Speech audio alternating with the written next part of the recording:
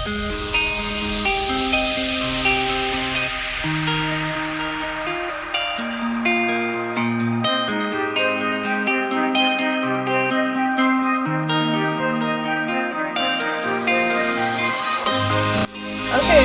welcome to the Adventures of Artemis and Athena. We are women in art, and we're going to talk about it. I am Artemis, and that lovely creature right there is Athena. Other side. Other side. You're on the side on my screen. Oh, that's weird. But yeah, we've decided we as women in art have a voice, and we needed a forum. So this is our forum. Take it away, Athena. Right. So, quick little blurb about who we are. I'm Athena. I have been raised and bred, and my inner soul is a dancer. So I started dancing at a very young age, and was told that I would never be a professional dancer, which is a lie. I've done quite well. So I went into theater and acting in college, got my theater degree, uh, and really started into the performing arts in that avenue. I have a lot of different touchstones in a lot of different arts: writing, drawing, sewing, cosplay, pinup, historical reenacting. So a lot of different things. But that is kind of how I got into the arts in a public way. And I am Artemis. Started singing basically right as soon as I could talk. Came from a very musical family. My dad started singing in barbershop quartet when he was in the armed services. My mom sings. Started out singing in church growing up.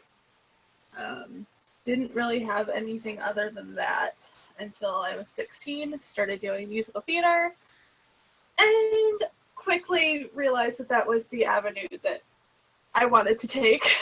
And I am 2 semesters away from getting my degree in studio theater.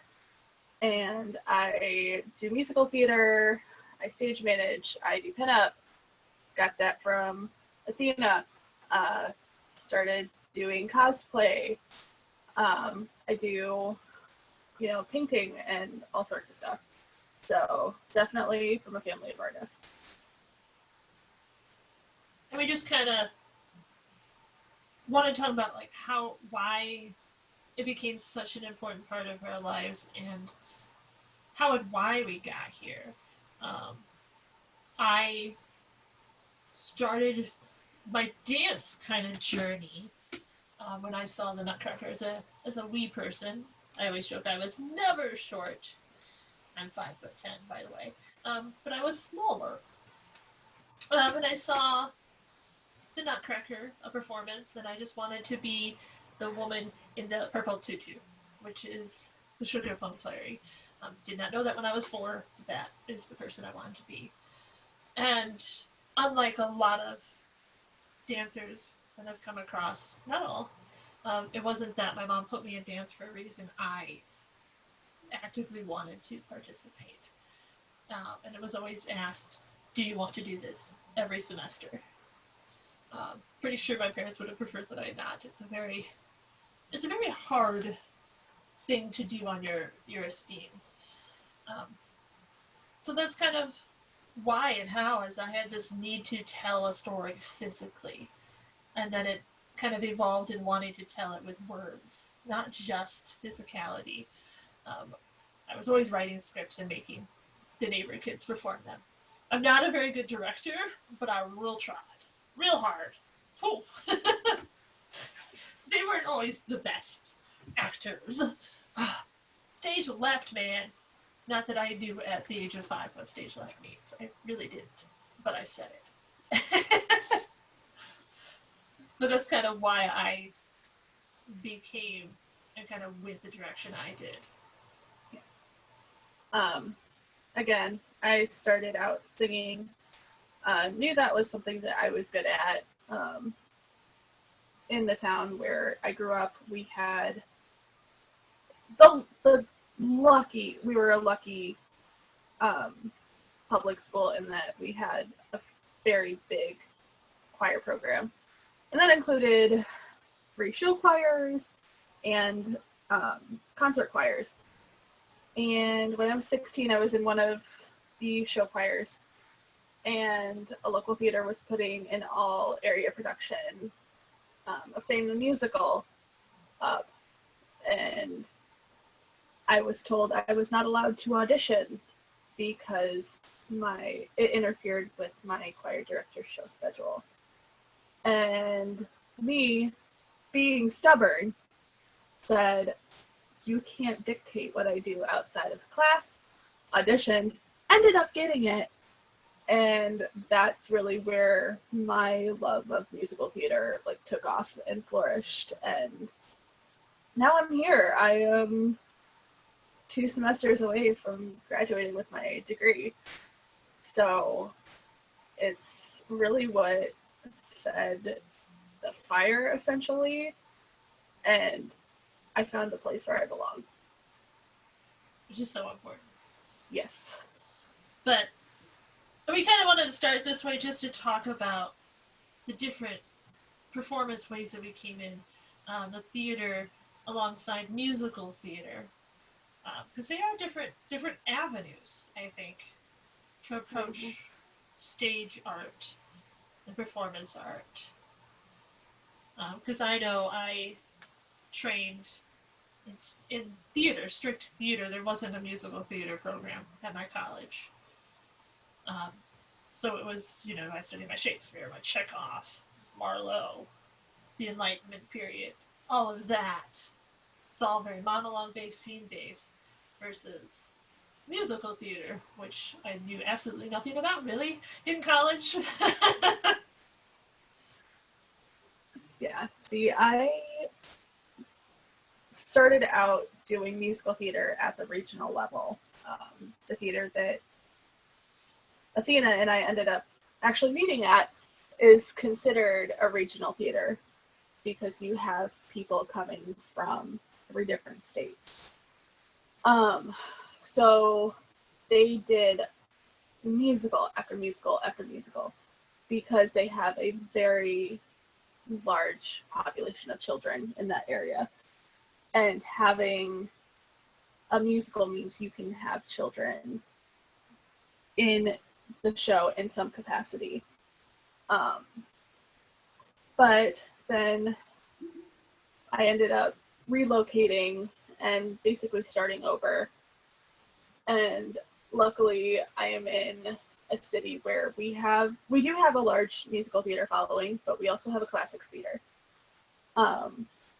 So I'm learning the straight theater route, and that's actually what my degree will be in, is considered studio theater. But for me, musical theater is where I shine. And it's so interesting because I think how you study for the different parts, there's a lot of similarities, I think, but there's a lot of differences. Yes, definitely. Like for me, the monologues are like, I have color codes and highlights, and it's like every other sentence, your motivation, what do I need to memorize? And it's just in this one monologue or even scene, and it's got insane notes, and I'm a note person. There's a lot of scribbles in my scripts a lot of times. And for those of us who are kind of a little more musical theater centered, I need to get my musical part down so that the rest of the parts know what they're doing. And there is still that kind of aspect of color coding and everything, but it's done differently. It's done in your music, not in your script. Yes. And let me tell you, trying to go from an actor into musical theater, it's really hard to color code my little tiny notes with my highlighter when there's like the parts are breaking down like 5 different parts and I'm trying to get the one little 1/4 note with my highlighter.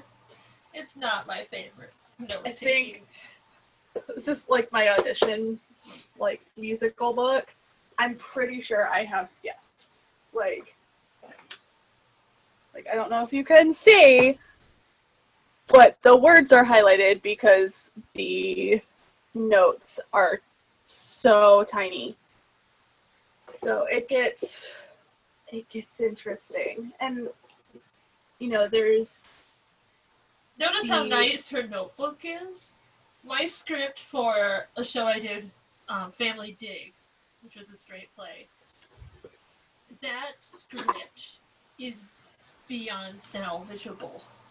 It's been highlighted and written on and rolled around and folded in half and crinkled because I ripped it off the stage halfway through a scene because I don't need it anymore. Like, I watch my musical theater friends and they have these beautiful notebooks and it's all nice and pretty and my script is in a ball and I'm like, oh, but it's just my process. It's just the way I scribble notes and I highlight and I rewrite and it's just in my hand for the blocking.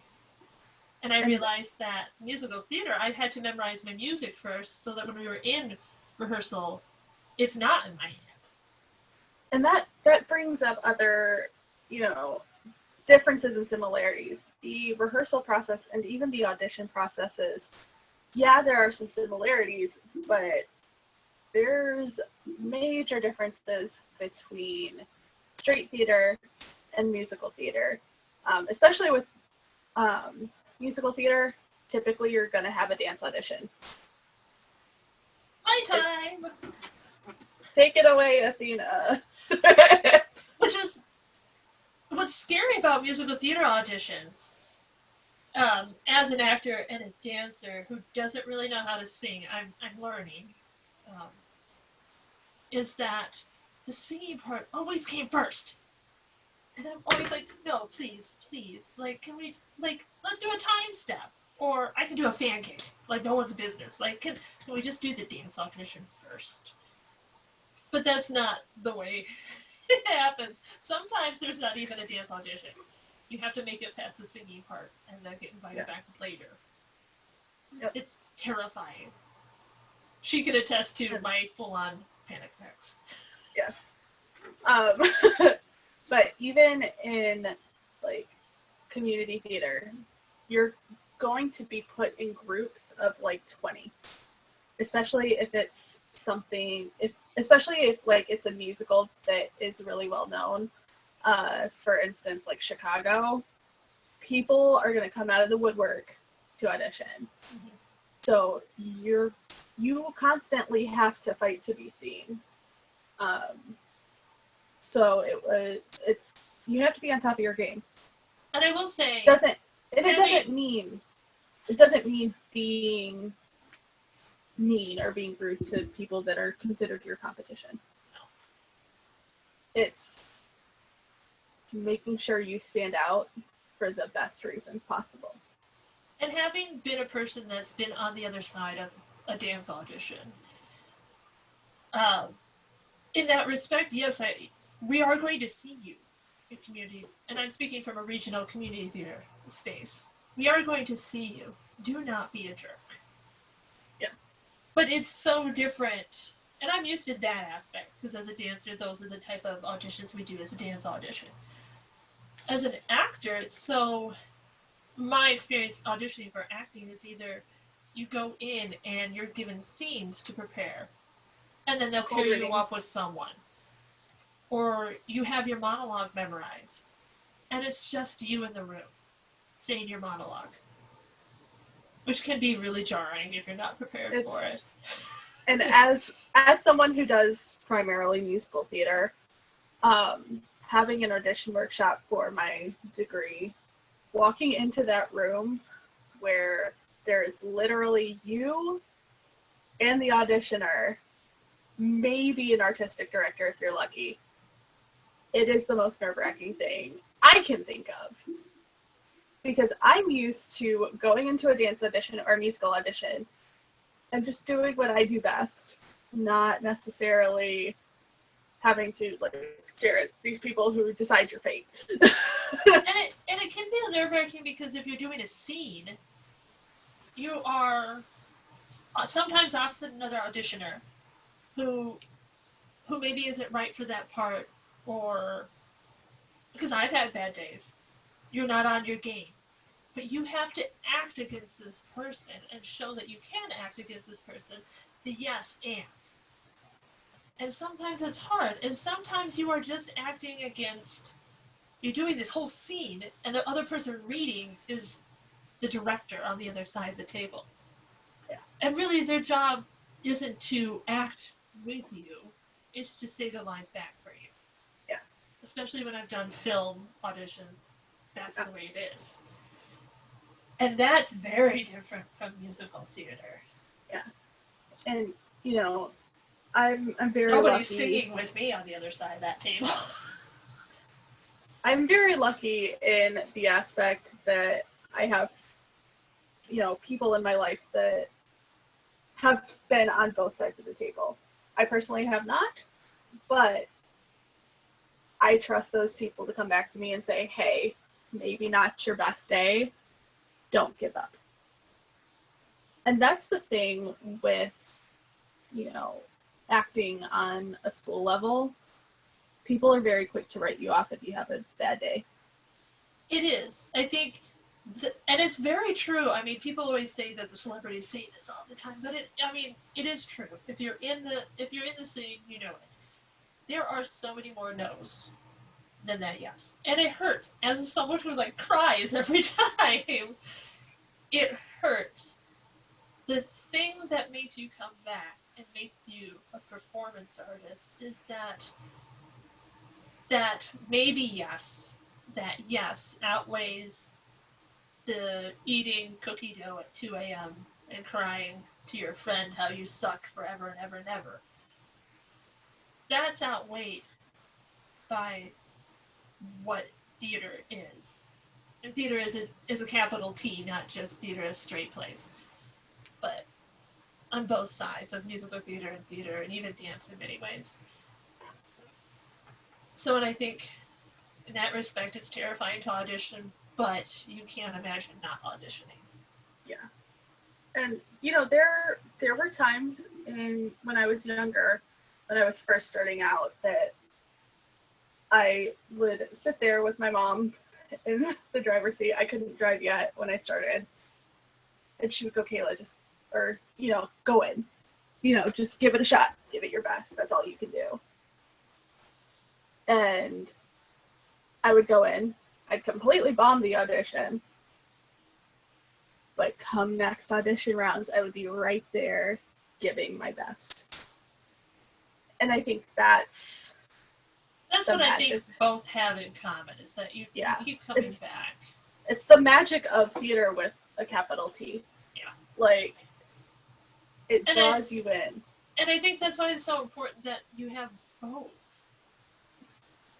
Because what I'm experiencing, and a lot of it is because regional community theaters, they need income. That's just the nature of life. You have to have an income. And the general population doesn't, for some reason, really like to sit through plays. I don't know why. It's heartbreaking. I will sit through a play like no one's business and cry or laugh. But they love, and I think a lot of it is just instant gratification of musicals. Even when that musical is really deep and dark and spiritual, it's that music. There's a catharsis in music and movement. But I think we need to be careful, especially in the Midwest and in regional, is that everything is so musical theater, we're losing some plays. Yeah. And some people will do a play here and there, but because it doesn't bring in money, it's not. Yeah, because it's not something you can afford to do. Even, like, within the last, 10 years, you see the loss of straight theater in favor of musical theater, because most of what non-theater people associate with us are Shakespeare and musical theater. I love Billy Shakes, but it's hard for the general population to really follow if you don't have exceptional actors who have studied the script in an insane way. Which I love Shakespeare, and I work really hard to try to perform it. But I think you're right, because in school, at least in my school experience, a lot of the lit was Shakespeare. We maybe read Cat in a Hat, Tin Roof, and Fences. Thank goodness we were exposed to many different types. But that's not the general school education. It's No. Shakespeare. So then how does that encourage people to sit through a straight play when they're like, dear Lord, Shakespeare? I have no clue. Well, and that's the thing. Shakespeare is a language in itself. And I mean, if that's something y'all want to hear about, like, let us know down in the comments or whatever. Oh, we got to talk about it, because I love me. Like, we'll do an episode going in on it. But, you know, Shakespeare is a language in itself, and if you don't know the language, it can be very confusing. And that's why you have most literature teachers doing the basics. Midsummer Night's Dream, Romeo and Juliet, maybe King Lear, if that. I know personally, with a Midwest, public school education, I read Romeo and Juliet and A Midsummer Night's Dream.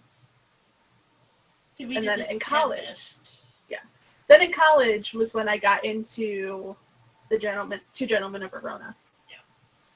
And I think why people gravitate to musical theater is that it is a shared language, in a way. I mean, we get music. Our bodies get music. Whether we speak the same language, we understand beat, we understand rhythm, we understand. And a good actor in musical theater can make you feel that with a song. So I get it.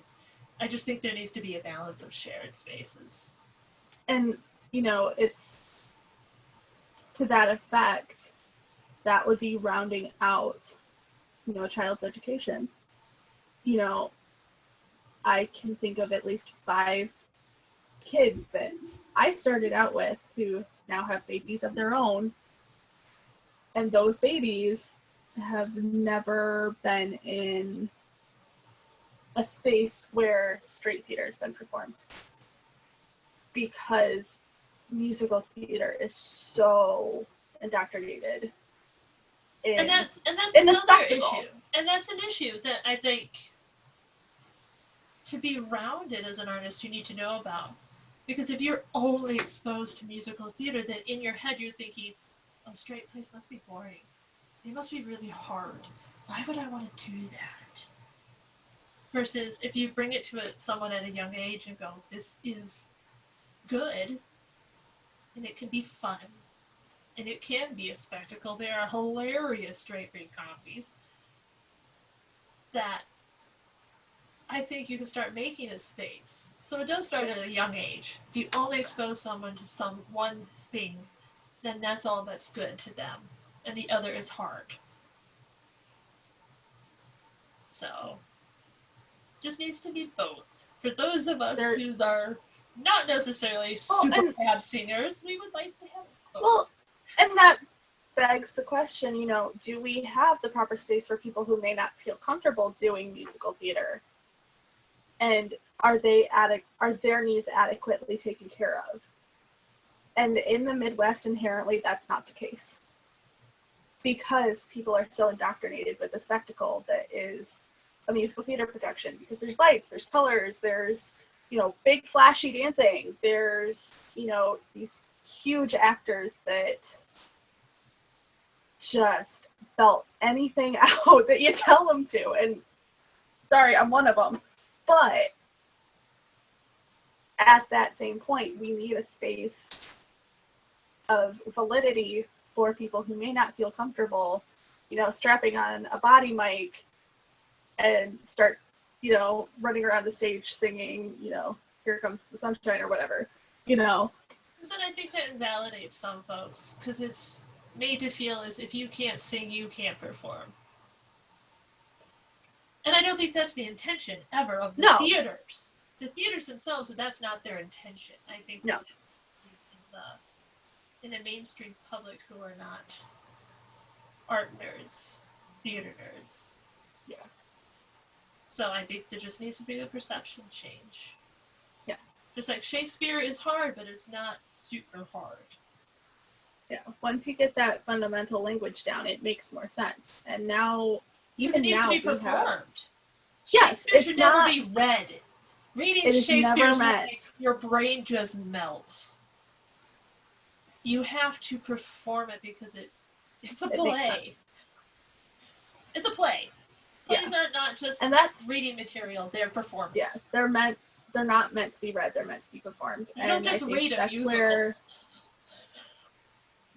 And yes, we do have jukebox musicals that were made with secular music, but at the end of the day, they're not meant to be read. They're meant to be performed. So More performances. More performances. That's really what we want after this pandemic. All the performances, all over the place. Bombard the public. Let's pare that down. We want more rounded performances, whether it's musical theater or straight shows. Or even dance. Bring that. Or puppetry. Yes. Ooh.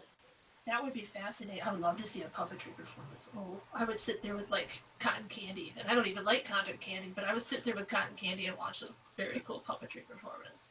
I think that we're going on a tangent. This is not good. So, there we are. First one down. So, next week, guys, we're kind of jumping straight into the nerd pool, and we're going to start talking about the women in MCU. And for those of you who have been living under a rock, MCU is the Marvel Cinematic Universe. And the women, more specifically the women in the Marvel Cinematic Universe. Because they've gifted us with a diverse and varied amount of superheroes. And quite frankly, it's time that us ladies get a say in the superhero world. So, yes. Do you want us to hear us ramble on about the joys of Marvel Cinematic Universe? So, until next time, I'm Artemis. I will talk to you next time, y'all.